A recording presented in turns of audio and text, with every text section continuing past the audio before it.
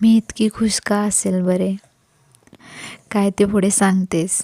तर आम्ही चाललो होतो गणपतीपुळ्याला, म्हणजे माझ्या चुलत नंदुबाईंकडे. तर त्यांच्या घरी पोहोचलो आणि थोडा वेळ रेस्ट वगैरे केला आणि पुढेच आवरून लगेचच मग गणपतीच्या दर्शनासाठी निघालो.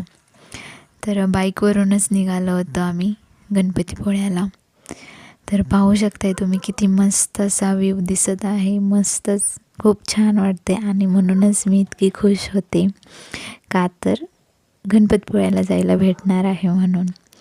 मस्त असं समुद्र किनाऱ्यावरून फिरायला भेटणार आहे, एन्जॉय करायला भेटणार आहे आणि माझ्यासोबतच माझ्या बाळालाही. तर पाहू शकताय तुम्ही किती मस्त असं वातावरण झालेलं आहे.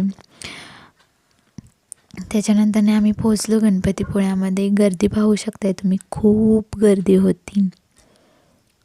संडे सॅटर्डे म्हणल्यावर खूपच गर्दी असते. तर इथून आम्ही चाललो होतो, राजदीप गेले होते बाईक पार्क करण्यासाठी आणि आम्ही दोघं इथं चालतच चाललो होतो, मी आणि ओजस. तर त्याच्यानंतरने आम्ही दर्शनाआधीच मार्केटमधून गेलो, म्हणजे मार्केटमध्ये गेलो होतो, तिथूनच दर्शन घेण्यासाठी गेलो होतो. तर दर्शन वगैरे घेतलं मस्त असं. त्याच्यानंतरने मग आम्ही प्रसाद घेण्यासाठी तिथे गेलो.